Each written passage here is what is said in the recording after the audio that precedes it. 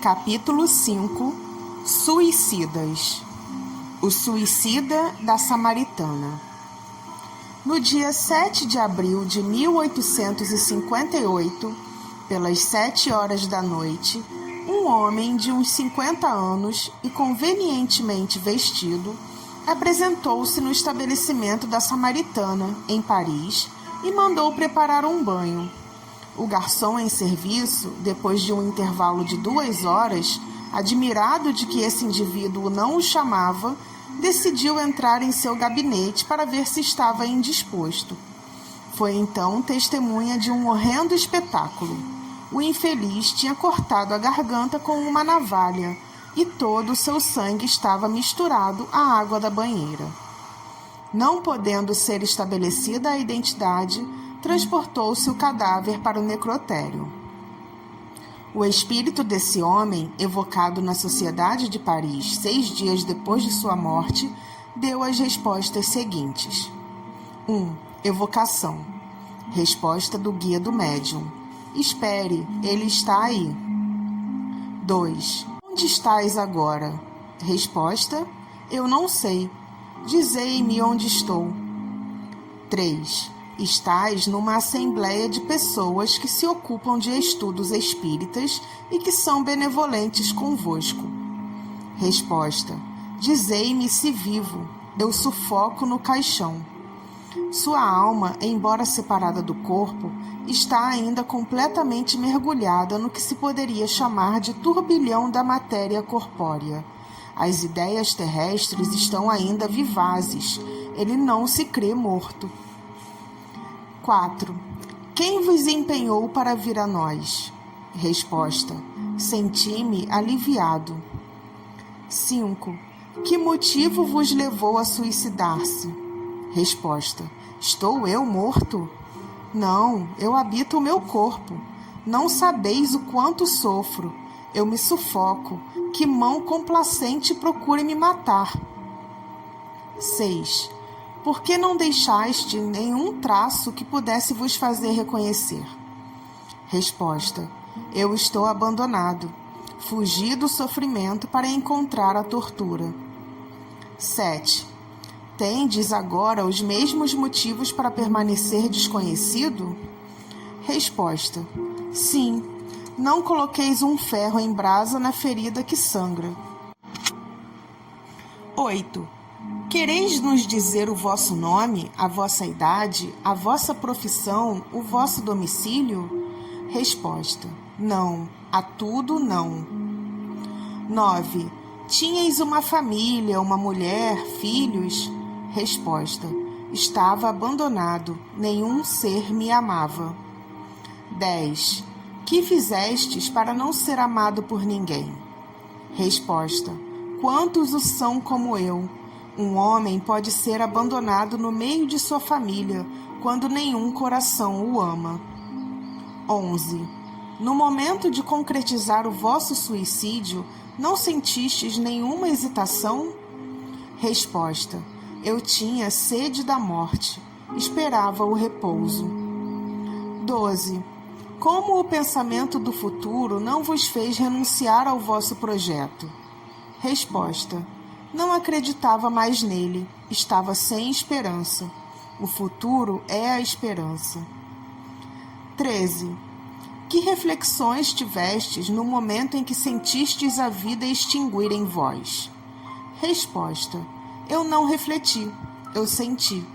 Mas a minha vida não está extinta, minha alma está ligada ao meu corpo. Sinto os vermes que me roem. 14. Que sentimentos tivestes no momento em que a morte se completou? Resposta. Ela o está? 15.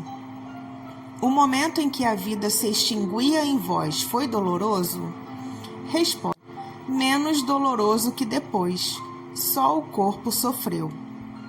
16. Ao Espírito de São Luís.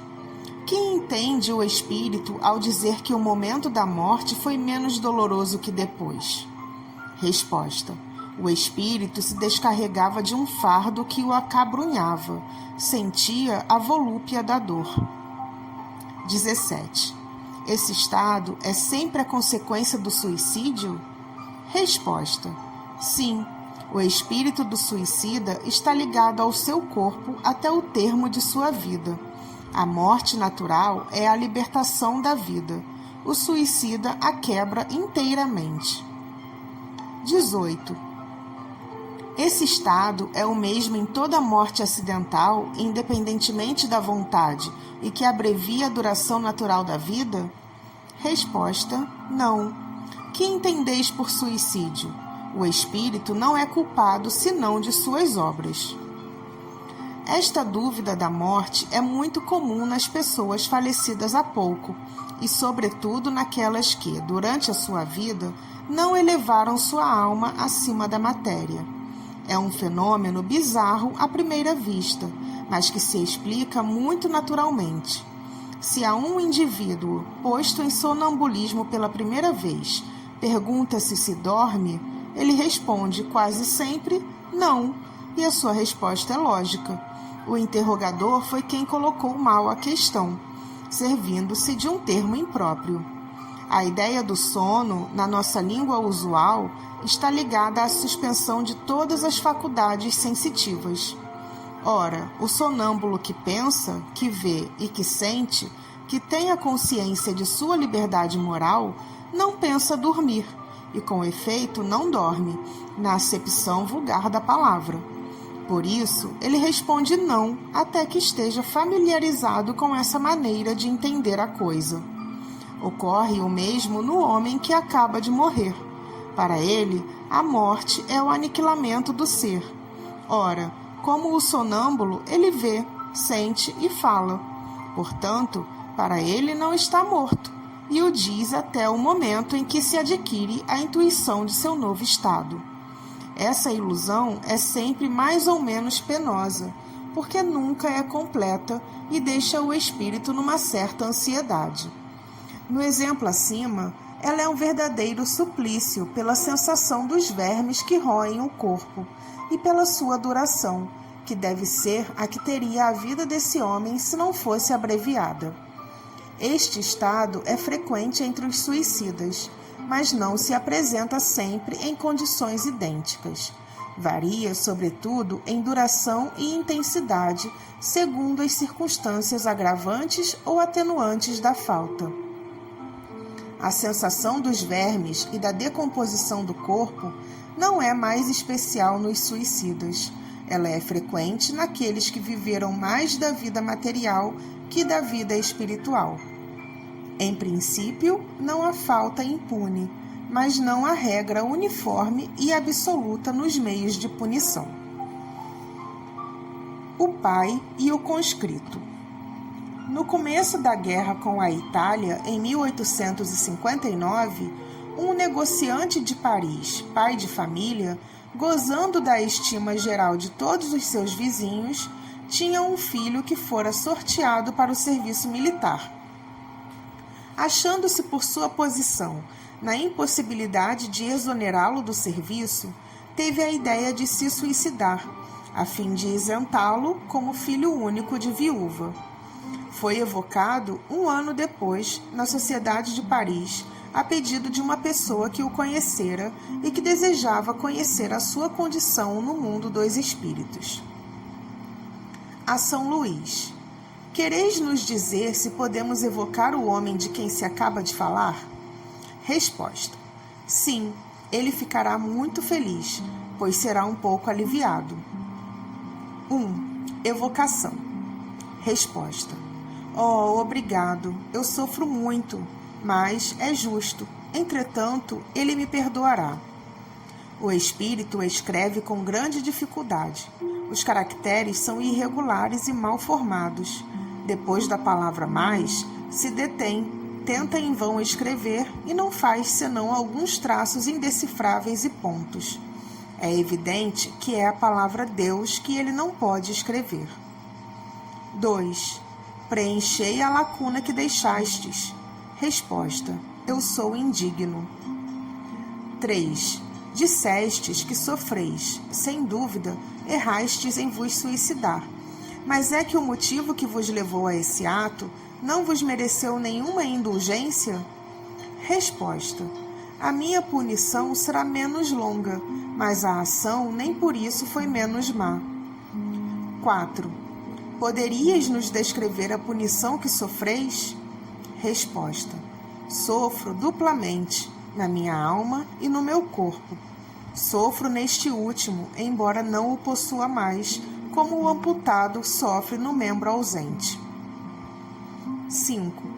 A vossa ação teve o vosso filho por único motivo, e não fostes solicitado por nenhuma outra causa? Resposta: só o amor paternal me guiou. Em favor desse motivo, a minha pena será abreviada. 6. Prevedes o fim do vosso sofrimento? Resposta: não lhe conheço o fim, mas estou seguro de que esse fim existe, o que me é um alívio. 7. Ainda há pouco não pudestes escrever o nome de Deus. Entretanto, temos visto espíritos muito sofredores escrevê-lo. Isso faz parte de vossa punição? Resposta: eu o poderia com grandes esforços de arrependimento. 8. Pois bem, fazei grandes esforços e tratai de escrevê-lo. Estamos convencidos de que, se a isso chegardes, ser-vos-á um alívio. O espírito acabou por escrever, em caracteres irregulares, trementes e muito grossos: Deus é muito bom. 9. Nós vos sabemos reconhecido por vir ao nosso chamado, e pediremos a Deus por vós, a fim de chamar-lhe a misericórdia sobre vós. Resposta: sim, se vos apraz. 10. A São Luís: quereis nos dar a vossa apreciação pessoal sobre o ato do espírito que acabamos de evocar? Resposta: este espírito sofre justamente porque lhe faltou confiança em Deus, o que é uma falta sempre punível. A punição seria terrível e muito longa se não tivesse em seu favor um motivo louvável, que era o de impedir seu filho de ir ao encontro da morte. Deus, que vê o fundo dos corações, não o puniu senão segundo as suas obras. Observações. À primeira vista, este suicídio parece desculpável, porque pode ser considerado como ato de devotamento. Com efeito, o é, mas não completamente. Assim como disse o espírito de São Luís, a esse homem faltou a confiança em Deus. Por sua ação, talvez impediu o destino de seu filho de se cumprir. Primeiro, não estava certo que este fosse morto na guerra, e talvez essa carreira devesse dar-lhe oportunidade de fazer alguma coisa que seria útil ao seu adiantamento. Sua intenção, sem dúvida, era boa, assim lhe foi tida em conta. A intenção atenua o mal e merece indulgência, mas não impede o que é mal de ser mal. Sem isso, em favor do pensamento, poder-se-ia desculpar todos os delitos e poder-se-ia mesmo matar sob o pretexto de prestar serviço. Uma mãe que mata o seu filho na crença de que o envia direto ao céu é menos culpada porque o fez numa boa intenção? Com esse sistema, justificar-se-iam todos os crimes que um fanatismo cego cometesse nas guerras religiosas. Em princípio, o homem não tem o direito de dispor de sua vida, porque esta lhe foi dada em vista dos deveres que deveria cumprir na terra. Por isso, não deve abreviá-la voluntariamente sob nenhum pretexto. Como tem o seu livre-arbítrio, ninguém pode impedi-lo, mas sofre-lhe sempre as consequências. O suicídio mais severamente punido é aquele que se cumpre pelo desespero, e tendo em vista livrar-se das misérias da vida. Sendo essas misérias, ao mesmo tempo, provas e expiações, subtrair-se delas é recuar diante da tarefa que se aceitara, às vezes mesmo diante da missão que se deveria cumprir. O suicídio não consiste somente no ato voluntário que produz a morte instantânea. Está também em tudo o que se faz, em conhecimento de causa, que deve apressar prematuramente a extinção das forças vitais. Não se pode assemelhar ao suicídio o devotamento daquele que se expõe à morte iminente para salvar o seu semelhante. Primeiro, porque não há, no caso, nenhuma intenção premeditada de subtrair-se à vida. E, em segundo lugar, não há perigo do qual a providência não possa nos tirar se a hora de deixar a terra não chegou. Se a morte ocorre em tais circunstâncias, é um sacrifício meritório, porque é uma abnegação em proveito de outrem. O Evangelho segundo o Espiritismo, capítulo 5, 53, 65, 66 e 67. François Simon Louvet, do Havre. A comunicação seguinte foi dada espontaneamente numa reunião espírita no Havre em 12 de fevereiro de 1863. Tende piedade de um pobre miserável que sofre, há muito tempo, de tão cruéis torturas. Oh, o vazio, o espaço, eu caio, acudam. Meu Deus, tive uma vida tão miserável. Era um pobre diabo, sofria frequentemente de fome nos meus velhos dias. Foi por isso que me pus a beber, e tinha vergonha e desgosto de tudo. Eu queria morrer e me atirei. Oh, meu Deus, que momento! Por que, pois, desejar acabá-la quando estava tão próximo do fim? Orai para que eu não veja mais sempre esse vazio abaixo de mim. Vou quebrar-me nessas pedras. A isso vos conjuro, a vós que tendes conhecimento das misérias daqueles que não estão mais nesse mundo, dirijo-me a vós, embora não me conheçais, porque sofro tanto. Por que querer provas? Eu sofro, não é isto bastante? Se tivesse fome, no lugar deste sofrimento mais terrível, mais invisível para vós, não hesitaríeis em me aliviar dando-me um pedaço de pão. Eu vos peço orar por mim. Não posso permanecer por mais tempo. Pedi a um desses felizes que estão aqui e sabereis quem eu era. Orai por mim. François Simon Louvet. O Guia do Médium. Aquele que acaba de se dirigir a ti, meu filho, é um pobre infeliz que tinha uma prova de miséria na terra, mas o desgosto a roubou. Faltou-lhe a coragem, e o infortunado, em lugar de olhar para o alto, como deveria fazê-lo, deu-se à bebedeira. Desceu aos últimos limites do desespero, e pôs termo à sua triste prova, lançando-se da torre de François I, em 22 de julho de 1857. Tende piedade de sua pobre alma, que não é avançada, mas que, todavia, tem bastante conhecimento da vida futura para sofrer e desejar uma nova prova. Orai a Deus para conceder-lhe essa graça e fareis uma boa obra. Tendo-se pesquisado, encontrou-se no Jornal do Havre, de 23 de julho de 1857, o artigo seguinte, do qual aqui está a substância. Ontem, às 4 horas, os que passeavam no cais ficaram dolorosamente impressionados com um horrível acidente.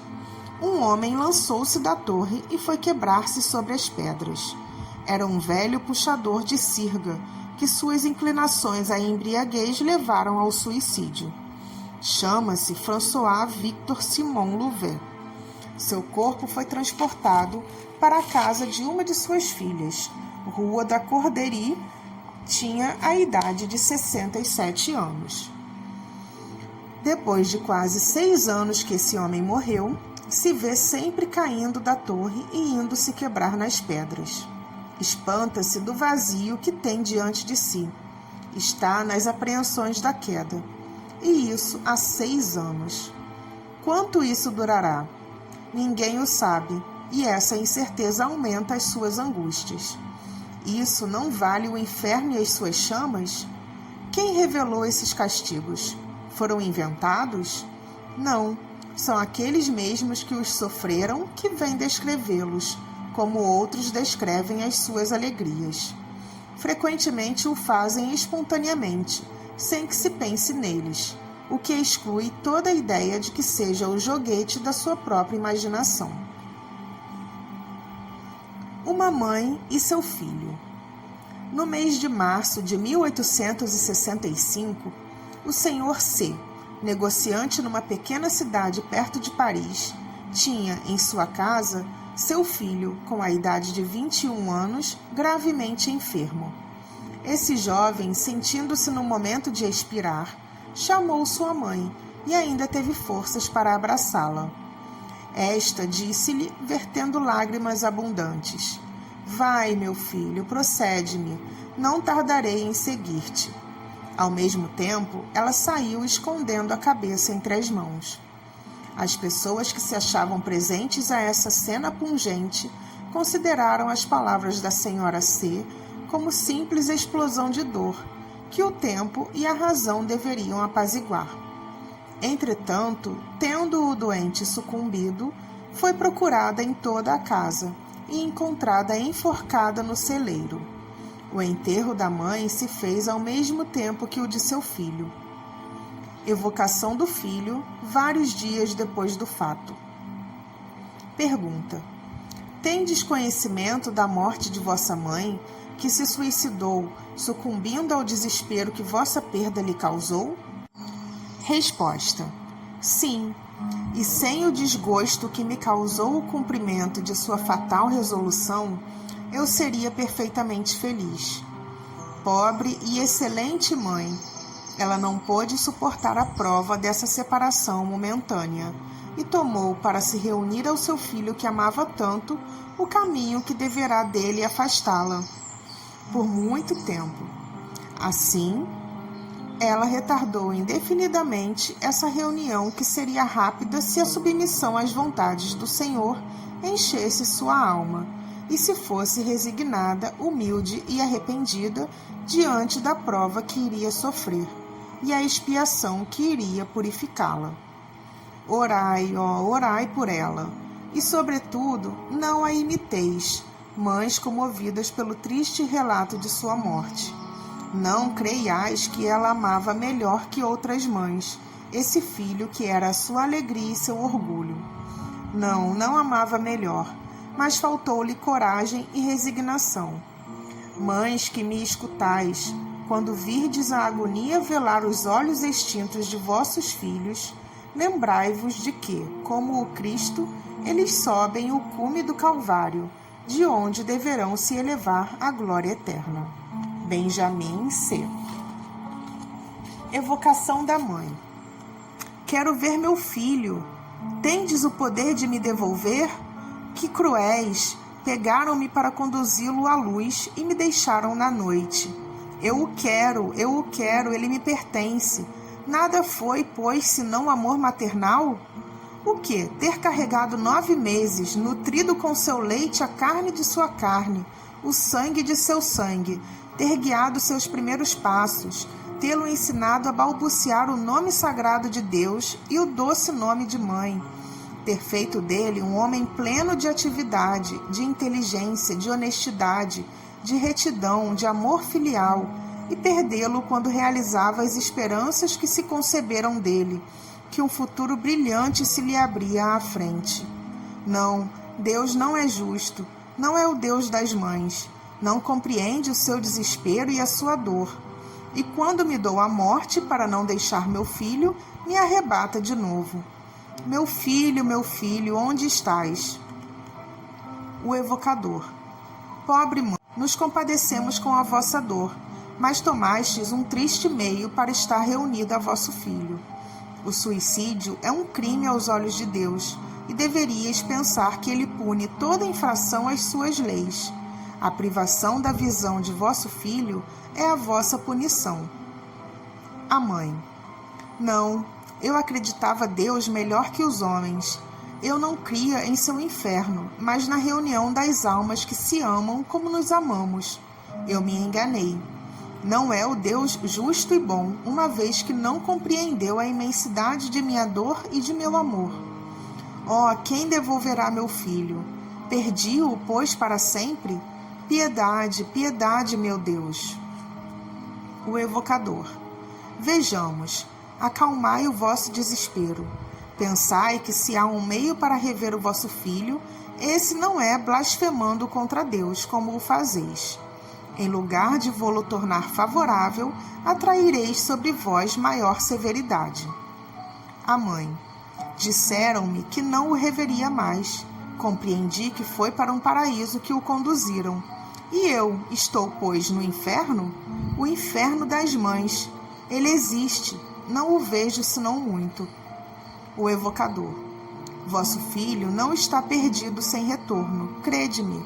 Certamente o revereis, mas é necessário merecê-lo pela vossa submissão à vontade de Deus, ao passo que, pela vossa revolta, podeis retardar esse momento indefinidamente. Escutai-me. Deus é infinitamente bom, mas é infinitamente justo. Jamais pune sem causa. E se vos infligiu grandes dores na terra, foi porque as merecestes. A morte de vosso filho era uma prova para a vossa resignação. Infelizmente, nela sucumbistes quando viva, e eis que, depois de vossa morte, nela sucumbis de novo. Como quereis que Deus recompense os seus filhos rebeldes? Mas ele não é inexorável, acolhe sempre o arrependimento do culpado. Se aceitasseis sem murmurar e com humildade a prova que vos enviava por essa separação momentânea, e se esperasseis pacientemente que lhe aprouvesse vos retirar da terra, na vossa entrada no mundo em que estáis, imediatamente reveríeis o vosso filho, que viria vos receber e estender os braços. Teríeis a alegria de vê-lo radioso após esse tempo de ausência. O que fizestes e o que fazeis ainda neste momento coloca uma barreira entre vós e ele. Não creiais que ele esteja perdido nas profundezas do espaço. Não, está mais perto de vós do que não o credes, mas um véu impenetrável oculta a vossa visão. Ele vos vê e vos ama sempre, e geme da triste posição onde vos mergulhou a vossa falta de confiança em Deus. Chama, com todos os seus votos, o momento afortunado de se vos mostrar. Só de vós depende apressar ou retardar esse momento. Orai a Deus e dizei comigo: meu Deus, perdoai-me por haver duvidado de vossa justiça e de vossa bondade. Se me punistes, reconheço que mereci. Dignai-vos aceitar o meu arrependimento e a minha submissão à vossa santa vontade. A mãe: que clarão de esperança vindes de fazer luzir em minha alma. Foi um relâmpago na noite que me cerca. Obrigada, eu vou orar. Adeus. A morte, mesmo pelo suicídio, não produziu neste espírito a ilusão de se crer ainda vivo. Ele tem perfeita consciência de seu estado. É que, em outros, a punição consiste nessa própria ilusão, nos laços que os prendem aos seus corpos. Esta mulher quis deixar a terra para seguir o seu filho, no mundo em que ele entrou. Era necessário que ela soubesse que estava nesse mundo para ser punida, não o reencontrando ali. Sua punição é precisamente saber que não vive mais corporalmente, e no conhecimento que tem de sua situação. Assim é que cada falta é punida pelas circunstâncias que a acompanham, e que não há punições uniformes e constantes para as faltas do mesmo gênero. Duplo suicídio por amor e por dever. Um jornal do dia 13 de junho de 1862 continha o relato seguinte: a senhorita Palmyre, modista, morando na casa de seus pais, era dotada de um exterior encantador, ao qual se juntava o mais amável caráter. Por isso, era ela procurada em casamento. Entre os aspirantes à sua mão, ela distinguira o Sr. B., que sentia por ela uma viva paixão. Embora ela mesma o amasse muito, entretanto, acreditou dever, por respeito filial, render-se aos desejos de seus pais, esposando o Sr. D., cuja posição social lhes parecia mais vantajosa que a de seu rival. Os senhores B e D eram amigos íntimos. Embora não tivessem juntos nenhuma relação de interesse, eles não cessavam de se verem. O amor mútuo de B e de Palmire, tornada senhora D, não se enfraquecera, e como se esforçavam por comprimi-lo, ele aumentava em razão mesmo da violência que lhe fazia. Para tentar extingui-lo, B decidiu se casar. Esposou uma jovem possuindo eminentes qualidades e fez todo o possível para amá-la, mas não tardou a perceber que esse meio heróico era impotente para curá-lo. Não obstante, durante 4 anos, nem B, nem a senhora D faltaram aos seus deveres. O que sofreram não se poderia expressar, porque D, que amava verdadeiramente o seu amigo, atraía-o sempre para sua casa, e quando queria fugir, constrangia-o a permanecer. Os 2 amantes, aproximados um dia por uma circunstância fortuita, que não procuraram, se informaram do estado de sua alma e concordaram em pensar que a morte era o único remédio para os males que sofriam. Resolveram morrer juntos e executarem o seu projeto no dia seguinte, devendo o senhor D estar ausente de seu domicílio uma grande parte do dia. Depois dos últimos preparativos, escreveram uma longa e tocante carta, explicando a causa de morte que se deram para não faltarem aos seus deveres. Terminavam pedindo perdão e rogando estarem reunidos no mesmo túmulo. Quando o senhor D voltou, encontrou-os asfixiados. Ele respeitou seu último desejo e quis que no cemitério não estivessem separados. Tendo o fato sido proposto na Sociedade de Paris como objeto de estudo, um espírito respondeu: os 2 amantes que se suicidaram não podem ainda responder-vos. Eu os vejo, estão mergulhados na perturbação e amedrontados pelo sopro da eternidade. Consequências morais de sua falta puni-los-á durante migrações sucessivas, onde suas almas separadas procurar-se-ão sem cessar, e sofrerão o duplo suplício do pressentimento e do desejo. Cumprida a expiação, estarão reunidos para sempre no seio do eterno amor. Em 8 dias, na vossa próxima sessão, podereis evocá-los.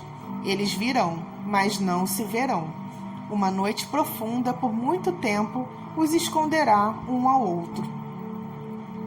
1. Evocação da mulher. Vedes o vosso amante com o qual vos suicidastes? Resposta: eu não vejo nada. Não vejo mesmo os espíritos que vagueiam comigo na morada que estou. Que noite, e que véu espesso sobre a minha vista. 2. Que sensação experimentastes quando despertastes depois de vossa morte? Resposta: estranha. Eu tinha frio e eu queimava. O gelo corria em minhas veias e o fogo estava na minha fronte. Coisa estranha, mistura inaudita. O gelo e o fogo parecendo me constranger. Pensei que iria sucumbir por uma segunda vez. 3. Sentistes uma dor física? Resposta: todo o meu sofrimento lá está. E lá? Que quereis dizer com esse lá e lá? Lá no meu cérebro, lá no meu coração. É provável que, se pudesse ver o espírito, tê-lo-ia visto levando a mão à sua fronte e ao seu coração. 4. Credes que estareis sempre nessa situação? Resposta: oh, sempre, sempre. Por vezes ouço risos infernais e vozes apavorantes que me uvam estas palavras. Sempre assim. 5. Pois bem, podemos vos dizer com toda segurança que não será sempre assim. Em vos arrependendo, obtereis o vosso perdão. Resposta: que dissestes? Não ouço. 6. Eu vos repito que os vossos sofrimentos terão um fim, que podereis apressar com o vosso arrependimento, e nisso vos ajudaremos pela prece. Resposta: Não ouvi senão uma palavra e vagos sons. Essa palavra é graça que quisestes falar? Falastes de graça. Sem dúvida, é a alma que passa ao meu lado, pobre criança que chora e que espera. Uma senhora da sociedade disse que acaba de dirigir uma prece a Deus para essa infortunada e que, sem dúvida, foi isso que a marcou, que, com efeito, mentalmente implorara para ela a graça de Deus. 7. Dissestes que estás nas trevas. É porque não vedes? Resposta. Permiti-me ouvir algumas palavras que pronunciais, mas não vejo senão um crepe negro sobre o qual se desenha, em certas horas, uma cabeça que chora. 8. Se não vedes o vosso amante, não sentis a sua presença junto a vós, porque ele está aqui. Resposta. Não me falai dele, devo esquecê-lo num instante, se quero que do crepe se apague a imagem que lhe vejo traçada. 9. Qual é essa imagem? Resposta. A de um homem que sofre e cuja existência moral sobre a terra por longo tempo matei. Lendo esse relato, de início, se está disposto a encontrar para esses suicidas circunstâncias atenuantes, a considerá-lo mesmo como um ato heróico, uma vez que foi provocado pelo sentimento do dever. Vê-se que foi julgado de outro modo e que a pena dos culpados é longa e terrível, por se refugiarem voluntariamente na morte a fim de fugirem da luta. A intenção de não faltarem aos seus deveres, sem dúvida, é digna, e isso lhes será levado em conta mais tarde. Mas o verdadeiro mérito seria vencer o arrastamento, ao passo que fizeram como o desertor que se esquiva no momento do perigo. A pena dos dois culpados, como se vê, consistirá em se procurarem por muito tempo sem se reencontrarem, seja no mundo dos espíritos, seja em outras reencarnações terrestres. Ela está momentaneamente agravada pela ideia de que seu estado presente deverá durar sempre. Fazendo essa ideia parte do castigo, não lhes foi permitido ouvir as palavras de esperança que lhes foram dirigidas. Aqueles que achariam essa pena bem terrível e bem longa, sobretudo se ela não deva cessar senão depois de algumas reencarnações, diremos que a sua duração não é absoluta e que dependerá da maneira como suportarão as suas provas futuras, no que se pode ajudá-los pela prece. Eles serão, como todos os espíritos culpados, os árbitros de seu próprio destino. Entretanto, isso não vale ainda mais que a danação eterna, sem esperança, a qual estão irrevogavelmente condenados, segundo a doutrina da Igreja, que os considera de tal modo como devotados para sempre ao inferno, que lhes recusou as últimas preces, sem dúvida como inúteis. Luís e a pespontadeira de botinas. Há 7 ou 8 meses, o chamado Luís G., oficial sapateiro, fazia a corte a uma senhorita, Victorine R., pespontadeira de botinas, com a qual deveria se casar muito proximamente, uma vez que os anúncios estavam em curso de publicação. Estando as coisas nesse ponto, os jovens se consideravam quase como definitivamente unidos, e por medida de economia, o sapateiro vinha, cada dia, tomar as suas refeições na casa de sua futura esposa. Um dia, tendo Luís vindo, como de costume, cear na casa da pespontadeira de botinas, sobreveio uma contestação a propósito de uma futilidade. Obstinou-se de parte a parte, e as coisas chegaram ao ponto que Luís deixou a mesa e partiu jurando nunca mais voltar. No dia seguinte, entretanto, o sapateiro veio pedir perdão. Sabe-se que a noite é boa conselheira, mas a operária, talvez prejulgando, segundo a cena da véspera, o que poderia sobrevir quando não houvesse mais tempo para se desdizer, recusou-se reconciliar, e protestos, lágrimas, desespero, nada pôde dobrá-la. Passados vários dias desde aquele da desavença, Luís, esperando que sua bem-amada seria mais tratável, quis tentar uma última negociação. Chegou, pois, e bateu de modo a se fazer reconhecer. Mas se lhe recusou abrir. Então, novas súplicas da parte do pobre desapossado, novos protestos através da porta, mas nada pôde tocar a implacável pretendida. Adeus, pois, malvada! Exclamou, enfim, o pobre jovem. Adeus para sempre! Tratai de encontrar um marido que vos ame tanto como eu. No mesmo tempo, a jovem ouviu uma espécie de gemido abafado. Depois, como o barulho de um corpo que tomba deslizando ao longo de sua porta, e tudo entrou no silêncio. Então, ela imaginou que Luís se instalara sobre a soleira para esperar a sua primeira saída.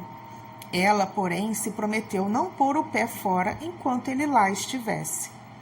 Havia apenas um quarto de hora que isto se passara, quando um locatário que passava sobre o patamar com luz soltou uma exclamação e pediu socorro. Logo chegaram os vizinhos, e a senhorita Victorine, tendo igualmente aberto a porta, lançou um grito de horror, percebendo, estendido sobre o patamar da escada, o seu pretendido, pálido e inanimado.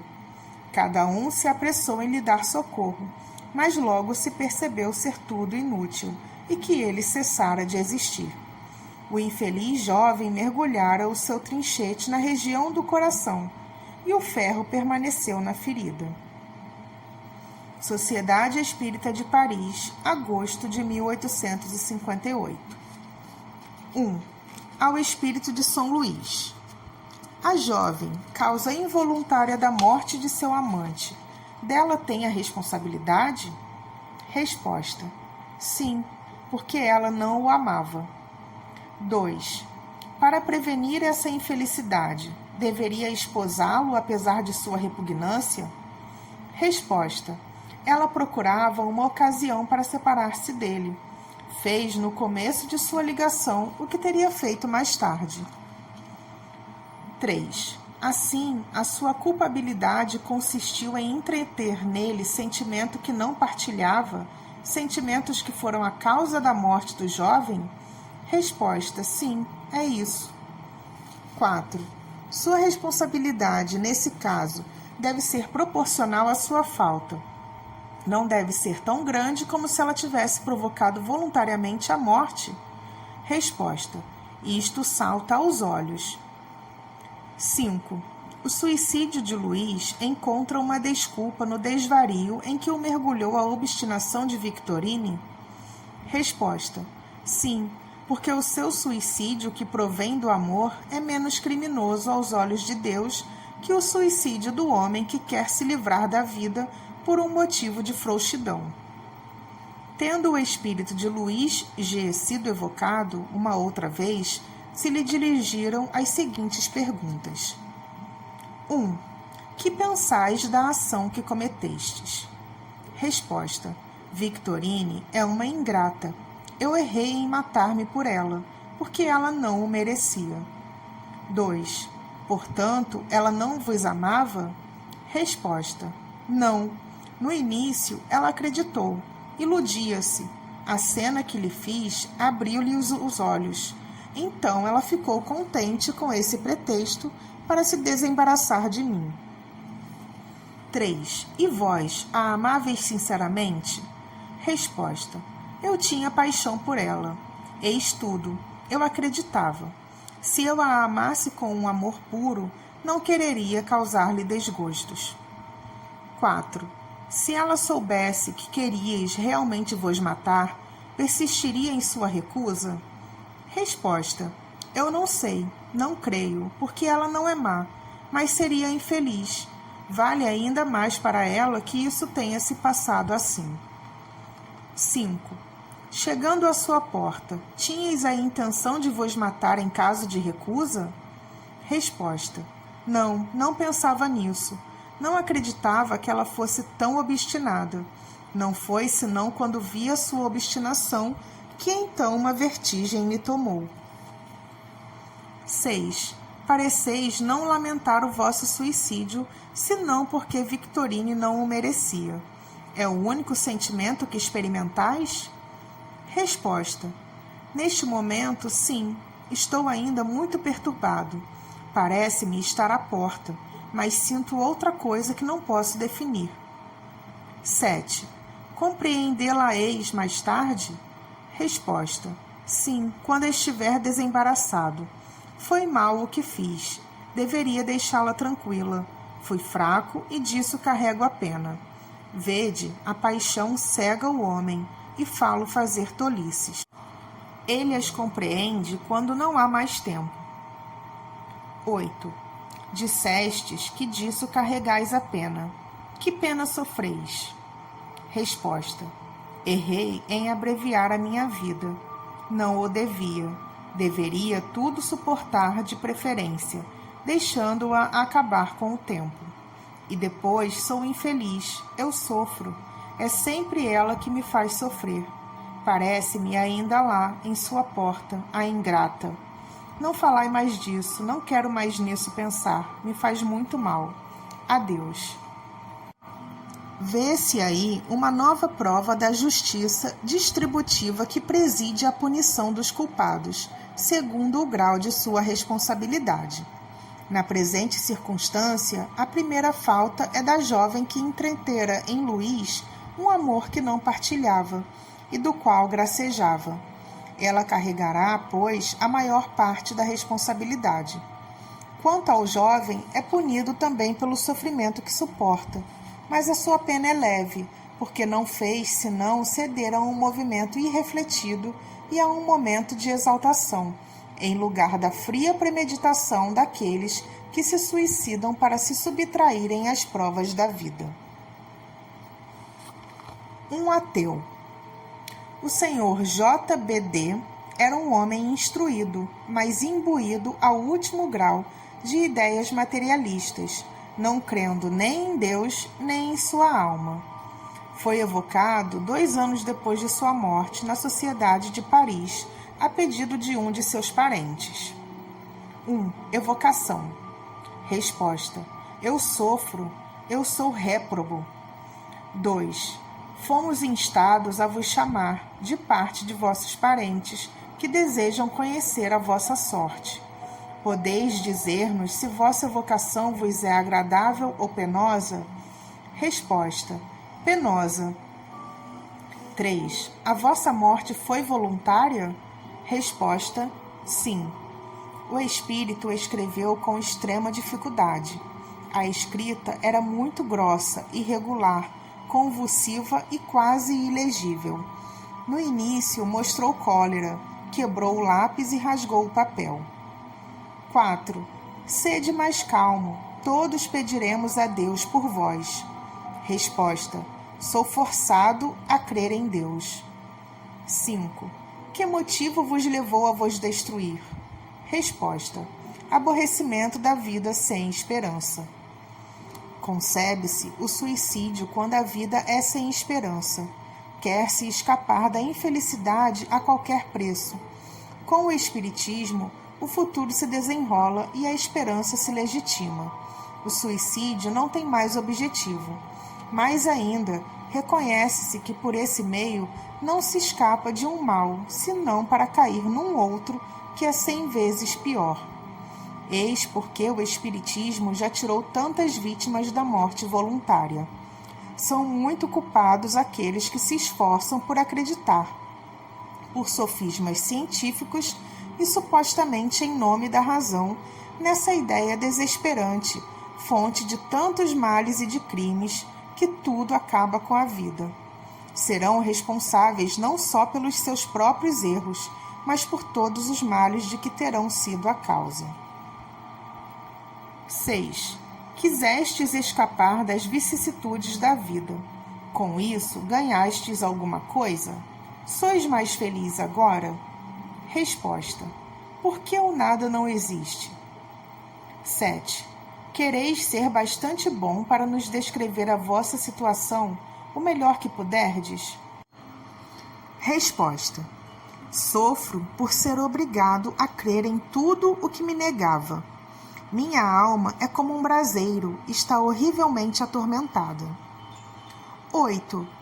De onde vos provinham as ideias materialistas que tinhais quando vivo?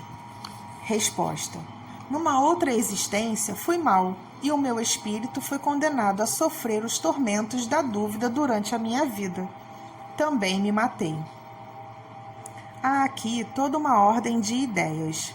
Pergunta-se frequentemente como pode haver materialistas, uma vez que, tendo já passado pelo mundo espiritual, deveriam ter dele a intuição. Ora, é precisamente essa intuição que é recusada a certos espíritos que conservaram o seu orgulho e não se arrependeram de suas faltas. Sua prova consiste em adquirirem, durante a vida corpórea e por sua própria razão, a prova da existência de Deus e da vida futura, que têm incessantemente sob os olhos. Mas, a miúde, a presunção de nada admitirem acima de si arrebata-os ainda, e sofrem-lhe a pena até que o seu orgulho, estando domado, se rendem, enfim, à evidência. 9.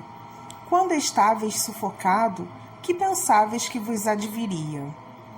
Que reflexões fizestes nesse momento? Resposta. Nenhuma.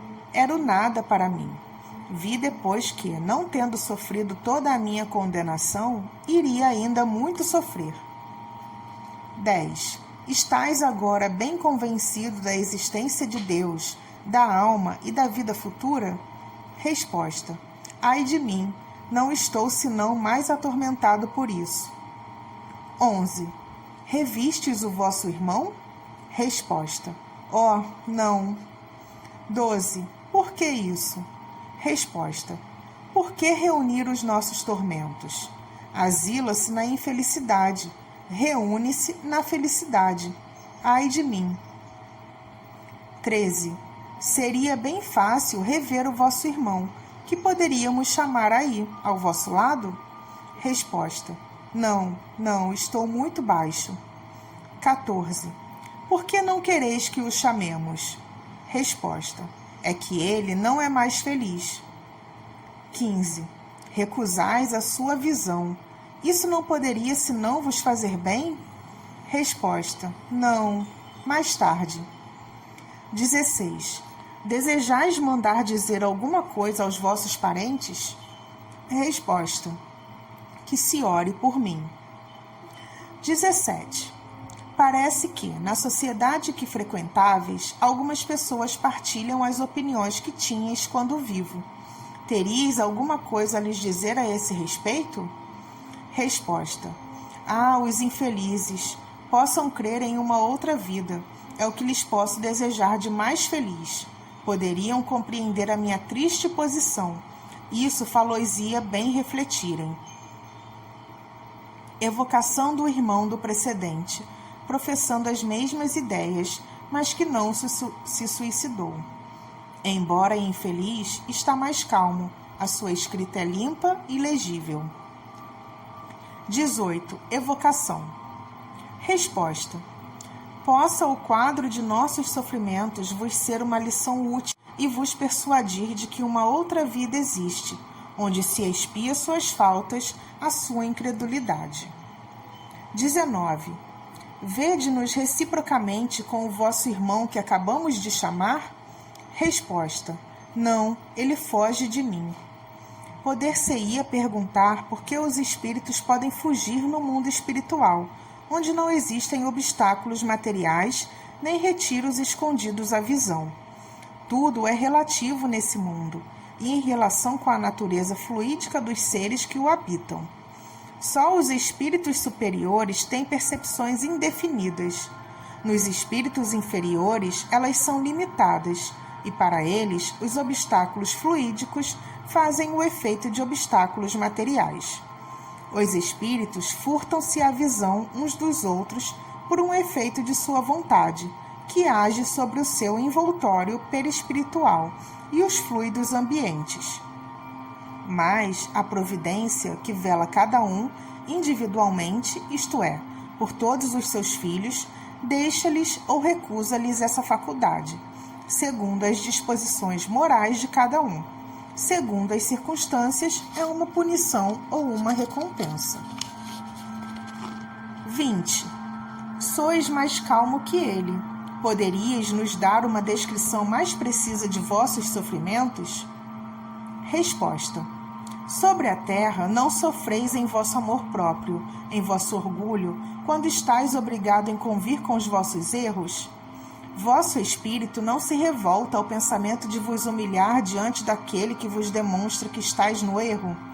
Pois bem, que credes que sofre o espírito que, durante toda uma existência, se persuadiu de que nada existe depois dele, que tem razão contra todos?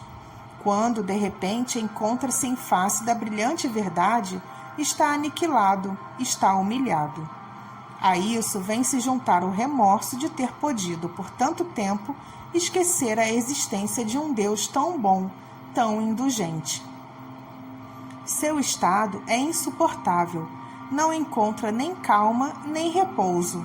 Não encontrará um pouco de tranquilidade, senão no momento em que a graça santa, quer dizer, o amor de Deus, tocá-lo, porque o orgulho se apodera de tal modo de nosso pobre espírito que o envolve inteiramente. E lhe é necessário ainda muito tempo para se desfazer dessa veste fatal. Não é senão a prece de nossos irmãos que pode nos ajudar a nos desembaraçarmos dele. 21. Quereis falar de vossos irmãos viventes ou espíritos? Resposta. De uns e de outros. 22. Enquanto conversávamos com o vosso irmão, uma pessoa aqui presente orou por ele. Essa prece lhe foi útil? Resposta. Ela não será perdida. Se recusa a graça agora, e isso lhe virá quando estiver no estado de recorrer a essa divina panaceia. Vemos aqui um outro gênero de castigo, mas que não é o mesmo em todos os incrédulos, independentemente do sofrimento. É a necessidade, para esse espírito, de reconhecer as verdades que renegara quando vivo. Suas ideias atuais denotam um certo progresso, comparativamente com outros espíritos que persistem na negação de Deus. Já é alguma coisa, e um começo de humildade em convir que se está enganado. É mais que provável que, na sua próxima encarnação, o incrédulo terá dado lugar junto de si ao sentimento inato da fé. Tendo transmitido à pessoa que nos pediu fazê-las o resultado dessas duas evocações, dela recebemos a resposta seguinte: Não podeis crer, Senhor, o grande bem produzido pela evocação de meu sogro e de meu tio. Nós os reconhecemos perfeitamente. A escrita do primeiro, sobretudo, tem uma analogia impressionante com a que ele tinha quando vivo.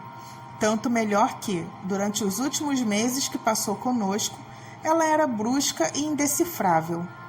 Nela se encontram as mesmas formas de hastes de letras, de parágrafo e de certas letras. Quanto às palavras, às expressões e ao estilo, é ainda mais impressionante. Para nós, a analogia é perfeita, a não ser que está mais esclarecido sobre Deus, a alma e a eternidade, que ele negava tão formalmente outrora. Estamos, pois, perfeitamente convencidos de sua identidade. Deus, disso será glorificado pela nossa crença mais firme no Espiritismo, e nossos irmãos, espíritos e viventes, com isso se tornarão melhores. A identidade de seu irmão não é menos evidente. Na diferença imensa do ateu ao crente, reconhecemos o seu caráter, o seu estilo, o seu boleio de frases. Uma palavra, sobretudo, nos impressionou. Foi a de panaceia. Era a sua palavra habitual. Dizia e a repetia a cada instante. Comuniquei essas duas evocações a várias pessoas, que se impressionaram com a sua veracidade. Mas os incrédulos, aqueles que partilham as opiniões de meus dois parentes, desejam respostas ainda mais categóricas. Que o Senhor dê, por exemplo, precisasse o local onde foi enterrado, aquele onde se afogou, de que maneira dali foi tirado, etc. Para satisfazê-los e convencê-los, não poderias evocá-lo de novo e, nesse caso, poderias bem lhe endereçar as seguintes perguntas? Onde e como se cumpriu o seu suicídio? Quanto tempo ficou sob a água? Em que lugar o seu corpo foi encontrado? Em que lugar foi enterrado? De que maneira, civil ou religiosa, procedeu-se a sua inumação e etc. Quereis, eu vos peço, Senhor, fazer responder categoricamente a essas perguntas, que são essenciais para aqueles que ainda duvidam. Estou persuadido do bem imenso que isso produzirá. Farei de modo que a minha carta vos chegue amanhã, sexta-feira, a fim de que possais fazer essa evocação na sessão da sociedade, que deverá ocorrer nesse dia. Respondemos a essa carta por causa do fato de identidade que ela constata. Aqui, juntamos a resposta que lhe demos, para a instrução das pessoas que não estão familiarizadas com as comunicações de além-túmulo. As perguntas que nos pedistes endereçar ao espírito de vosso sogro, sem dúvida, são ditadas por uma louvável intenção, a de convencer os incrédulos, porque, em vós, não se mistura nenhum sentimento de dúvida e de curiosidade. Mas um conhecimento mais perfeito da ciência espírita vos faria compreender que são supérfluas. Primeiro, pedindo-me para fazer os vossos parentes responderem categoricamente, sem dúvida, ignorais que não governamos os espíritos à nossa vontade. Eles respondem quando querem, como querem e frequentemente como podem. A sua liberdade de ação é ainda maior que de sua vida, e eles têm mais meios de escaparem ao constrangimento moral que se quisesse exercer sobre eles. As melhores provas de identidade são as que dão espontaneamente, de sua própria vontade, ou que nascem das circunstâncias, e na maior parte do tempo é em vão que se procura provocá-las. Vosso parente provou a sua identidade de maneira irrecusável, segundo vós. É, pois, mais que provável que se recusaria a responder a perguntas que, com razão, pode considerar como supérfluas e feitas tendo em vista satisfazer a curiosidade de pessoas que lhe são indiferentes. Poderia responder como o fazem frequentemente outros espíritos em semelhante caso. Para que serve perguntar coisas que sabeis? Acrescentará mesmo que o estado de perturbação e de sofrimento em que se encontra deve lhe tornar mais penosas as pesquisas desse gênero. É absolutamente como se quisesse constranger um doente, que pode apenas com dificuldade pensar e falar, a contar os detalhes de sua vida. Isso seguramente seria faltar às considerações que se deve à sua posição. Quanto ao resultado que disso esperais, seria nulo, ficai disso persuadido. As provas de identidade que foram fornecidas têm um valor bem maior, por isso mesmo que são espontâneas, e nada podia pôr sobre o seu caminho. Se os incrédulos não estão satisfeitos, não o estariam mais, talvez menos ainda, por perguntas prévias, que poderiam suspeitar de conivência. Há pessoas a quem nada pode convencer. Veriam com seus olhos os vossos parentes em pessoa e dir-se-iam joguetes de uma alucinação. 2 palavras ainda, Senhor, sobre o pedido que me fazeis, de evocar no mesmo dia em que deveria receber a sua carta. As evocações não se fazem assim com uma varinha. Os espíritos não respondem sempre ao nosso chamado. É necessário, para isso, que possam ou que queiram. É necessário, além disso, um médium que lhes convenha e que tenha a aptidão especial necessária. Que esse médium esteja disponível num momento dado, que o meio seja simpático ao espírito, etc. Todas circunstâncias pelas quais não se pode nunca responder e que importa conhecer quando se quer fazer a coisa seriamente. Senhor Feliciano. Era um homem rico, instruído, poeta espiritual, de um caráter bom, cortês e cheio de amenidade, e de uma perfeita honorabilidade. Falsas especulações comprometeram a sua fortuna. Sua idade não mais lhe permitia reabilitar-se. Cedeu ao desencorajamento e se suicidou, em dezembro de 1864, enforcando-se em seu quarto de dormir. Não era nem materialista nem ateu, mas homem de humor um pouco leviano, tomando pouco cuidado com a vida futura. Tendo-o conhecido intimamente, evocamo-lo 4 meses depois de sua morte, por simpatia pela sua pessoa. Evocação. Eu lamento a terra. Aí tive decepções, mas menores que aqui. Sonhava maravilhas e estou abaixo da realidade ideal que lhe tinha. O mundo dos espíritos é bem misturado, e para torná-lo suportável seria necessária uma boa triagem. Custa-me crer que esboços de costumes espíritas poder-se-ia fazer aqui. Balzac lançaria mãos à obra, ele seria rude, mas eu não o percebi.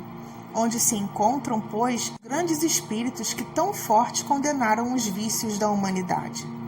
Eles deveriam, como eu, estacionar aqui por algum tempo, antes de irem para as regiões mais elevadas. É um pandemônio curioso que me agrada observar e aqui permaneço.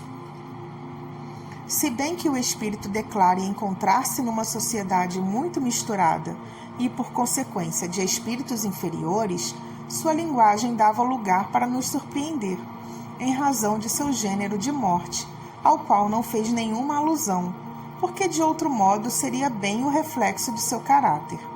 Isso nos deixou algumas dúvidas sobre a sua identidade.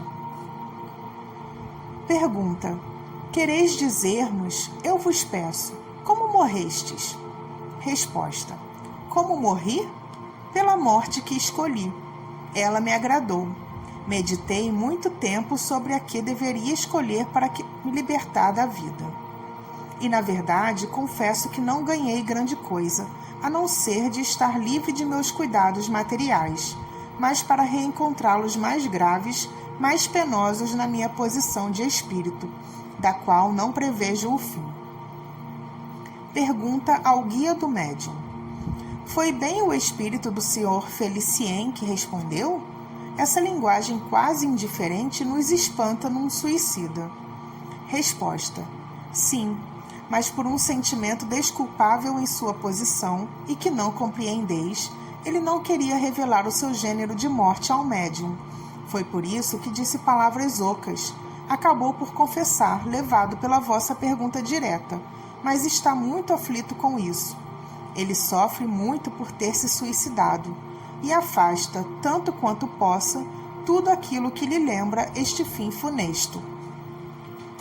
Pergunta ao espírito: a vossa morte nos afetou tanto mais quanto prevíamos as tristes consequências para vós, e em razão, sobretudo, da estima e do apego que tínhamos por vós. Pessoalmente, nunca esqueci o quanto fostes bom e cortês para comigo. Ficaria feliz se vos pudesse testemunhar o meu reconhecimento, se posso fazer alguma coisa que vos seja útil. Resposta: e, todavia, eu não podia escapar de outro modo aos embaraços de minha posição material. Agora não tenho necessidade senão de preces, sobretudo, orai para que eu fique livre dos horríveis acompanhantes que estão junto de mim, que me obsidiam com seus risos, seus gritos e suas zombarias infernais. Eles me chamam frouxo, e têm razão, é covardia tirar a vida. Eis 4 vezes que sucumbo a essa prova. Todavia, eu muito me prometera não mais falir. Fatalidade! Ah, orai, que suplício o meu! Sou bem infeliz. Fareis mais por mim em o fazendo do que não vos fiz quando estava na terra. Mas a prova na qual tão frequentemente fali se ergue diante de mim em traços indeléveis. É necessário que eu a sofra de novo em um tempo dado. Terei a força para isso? Ah, tão frequentemente recomeçar a vida. por tanto tempo lutar e ser arrastado pelos acontecimentos para sucumbir, apesar de si, é desesperador mesmo aqui. Para isso é que tenho necessidade de força. Ela é aurida na prece, disse: orai por mim. Eu quero orar também. Esse caso particular de suicídio, embora ocorrido em circunstâncias muito vulgares, apresenta-se, contudo, sob uma fase especial. Ele nos mostra um espírito que sucumbiu várias vezes nessa prova, que se renova a cada existência e se renovará enquanto não tiver força para resistir a ela. É a confirmação deste princípio que, quando o objetivo do adiantamento para o qual encarnamos não é atingido, sofremos sem proveito, porque devemos recomeçar até que saiamos vitoriosos da luta. Ao Espírito do Senhor Felicien. Escutai, eu vos peço, o que vou dizer-vos, e consenti meditar as minhas palavras. O que chamais fatalidade não é outra coisa que a vossa própria fraqueza, porque não há fatalidade. De outro modo, o homem não seria responsável pelos seus atos. O homem é sempre livre, e aí está o seu mais belo privilégio. Deus não quis dele fazer uma máquina, agindo e obedecendo cegamente. Se essa liberdade torna-o falível, torna-o também perfectível, e não é senão pela perfeição que ele chega à felicidade suprema. Só o seu orgulho leva-o a acusar o destino pelas suas infelicidades na terra, ao passo que, o mais frequentemente, não deve atribuí-las senão à sua incúria. Disso tivestes um exemplo evidente na vossa última existência. Tinhais tudo o que era necessário para ser feliz segundo o mundo: espírito, talento, fortuna, consideração merecida. Não tinhais nada de vícios ruinosos e, ao contrário, qualidades estimáveis. Como a vossa posição se encontrou tão radicalmente comprometida? Unicamente pela vossa imprevidência. Convinde que, se agisseis com mais prudência, se soubesseis vos contentar com a bela parte que já tinhais, em lugar de procurar aumentá-la sem necessidade, não vos arruinaríeis. Não houve, portanto, nenhuma fatalidade, uma vez que podíeis evitar o que ocorreu. A vossa prova consistia num encadeamento de circunstâncias que deveriam vos dar, não a necessidade, mas a tentação do suicídio. Infelizmente, para vós, apesar do vosso espírito e da vossa instrução, não soubestes dominar essas circunstâncias e carregais a pena de vossa fraqueza. Essa prova, assim como o pressentistes com razão, deverá se renovar ainda. Na vossa próxima existência, sereis alvo de acontecimentos que provocarão, de novo, o pensamento do suicídio. E assim será até que houverdes triunfado. Longe de acusar a sorte, que é a vossa própria obra, admirai a bondade de Deus que, em lugar de vos condenar irremissivelmente numa primeira falta, vos oferece sem cessar os meios de reparar. Sofrereis, pois, não eternamente, mas tão longo tempo quanto a reparação não ocorrer. De vós depende tomar, no estado de espírito, resoluções de tal modo enérgicas de expressar a Deus um arrependimento tão sincero, de solicitar com tanta instância o apoio dos bons espíritos, que chegareis na terra couraçado contra todas as tentações. Uma vez obtida essa vitória, caminhareis na rota da felicidade com tanto maior rapidez que, sob outros aspectos, o vosso avanço já é muito grande. É, pois, ainda um passo a transpor. Nisso, vos ajudaremos com as nossas preces, mas elas serão impotentes se não as secundardes com os vossos esforços. Resposta: obrigado, obrigado pelas vossas boas exortações. Delas tenho muita necessidade, porque sou mais infeliz do que queria fazê-lo parecer. Vou aproveitá-las, vos asseguro, e preparar-me para a minha próxima encarnação, na qual, desta vez, farei de modo a não sucumbir. Tarda-me sair do ignóbil meio onde aqui estou relegado. Felicien. Anthony Bell. Guarda-livros numa casa bancária do Canadá, suicidou-se em 28 de fevereiro de 1865. Um dos nossos correspondentes, doutor em medicina e farmacêutico na mesma cidade, nos deu por sua conta as informações seguintes. Eu conhecia Bell há mais de 20 anos. Era um homem inofensivo e pai de numerosa família. Há algum tempo, imaginou ter comprado veneno em minha casa e que dele se serviu para envenenar alguém. Frequentemente, vinha suplicar-me para dizer-lhe em que época lhe vendera e se entregava então a transportes terríveis. Perdia o sono, acusava-se, batia no peito. Sua família ficava numa ansiedade contínua, das 4 horas da tarde até as 9 horas da manhã, momento em que entrava na casa bancária, onde tinha seus livros de maneira muito regular, sem jamais cometer um único erro.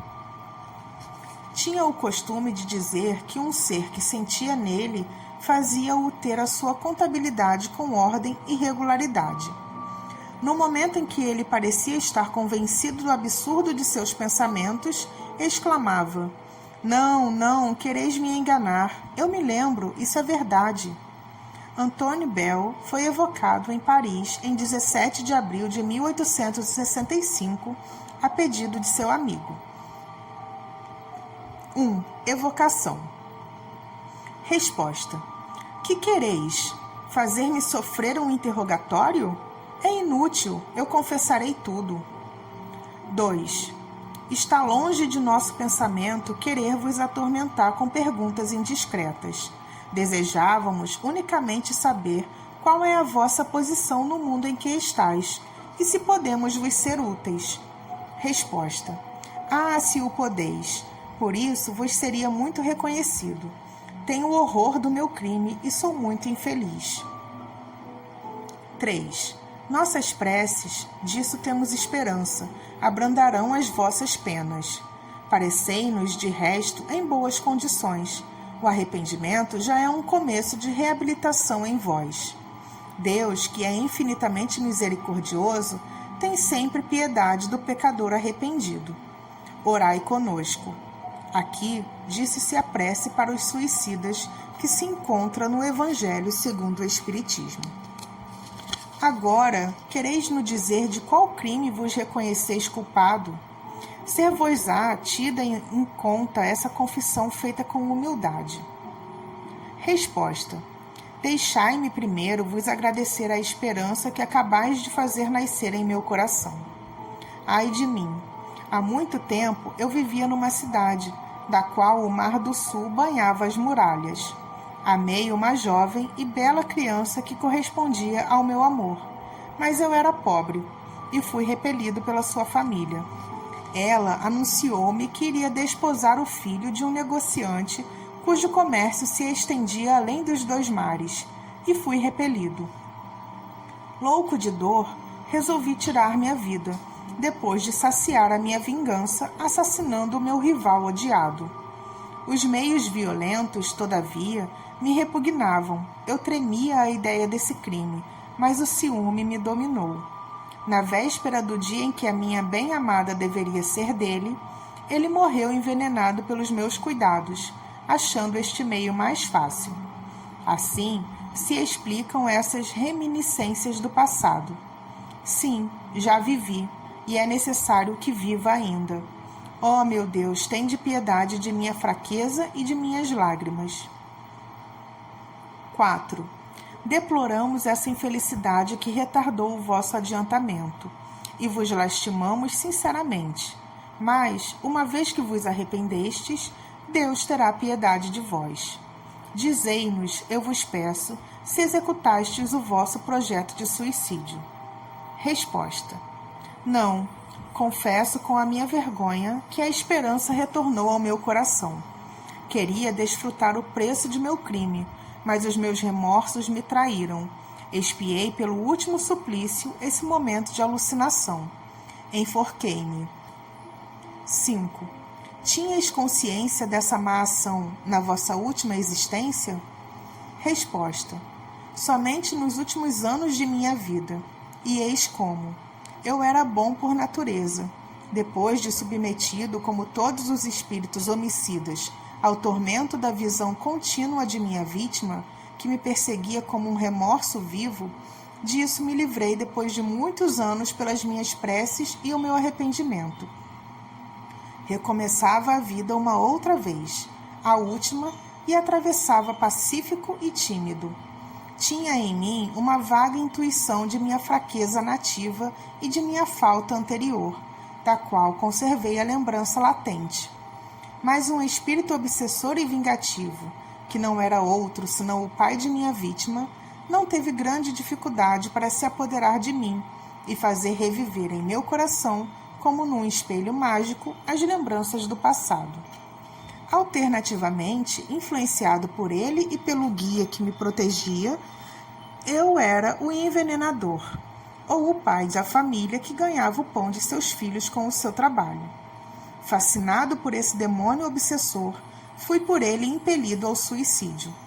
Sou muito culpado, é verdade, porém, menos do que se o tivesse resolvido eu mesmo. Os suicidas de minha categoria, e que são muito fracos para resistirem aos espíritos obsessores, são menos culpados e menos punidos que aqueles que se tiram a vida pelo único fato da ação de seu livre-arbítrio. Orai comigo pelo espírito que me influenciou tão fatalmente, a fim de que ele abdique de seus sentimentos de vingança.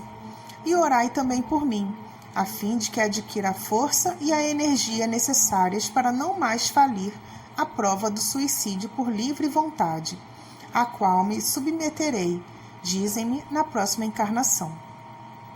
6. Ao guia do médium. Pode um espírito obsessor realmente levar o obsidiado ao suicídio? Resposta.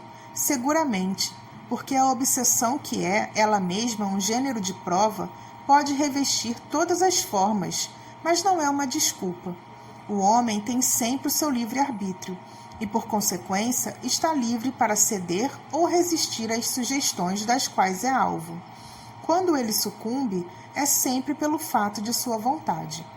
O espírito tem razão, de resto, quando diz que aquele que faz o mal pela instigação de um outro é menos responsável e menos punido que aquele que o comete por seu próprio impulso. Mas não está inocentado, porque desde o instante que se deixa desviar do caminho reto, é porque o bem não está ainda fortemente enraizado nele. 7. Como ocorre que, apesar da prece e do arrependimento que tinham livrado esse espírito do tormento que experimentava pela visão de sua vítima, ainda fora perseguido pela vingança do espírito obsessor na sua última encarnação? Resposta. O arrependimento, vós o sabeis, não é senão a preliminar da reabilitação, mas não basta para livrar o culpado de toda a pena. Deus não se contenta com promessas. É necessário provar, por seus atos, a solidez do retorno ao bem. Por isso, o espírito é submetido a novas provas que o fortifiquem, ao mesmo tempo que fazem adquirir um mérito a mais, quando delas sai vitorioso. Será o alvo da perseguição dos maus espíritos até que estes o sintam bastante forte para lhes resistir. Então, eles o deixam em repouso, porque sabem que as suas tentativas seriam inúteis.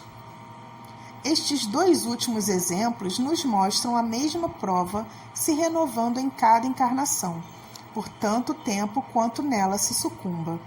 Anthony Bell nos mostra, por outro lado, o fato não menos instrutivo de um homem perseguido pela lembrança de um crime cometido numa existência anterior, como um remorso e uma advertência. Vemos por aí que todas as existências são solidárias umas com as outras.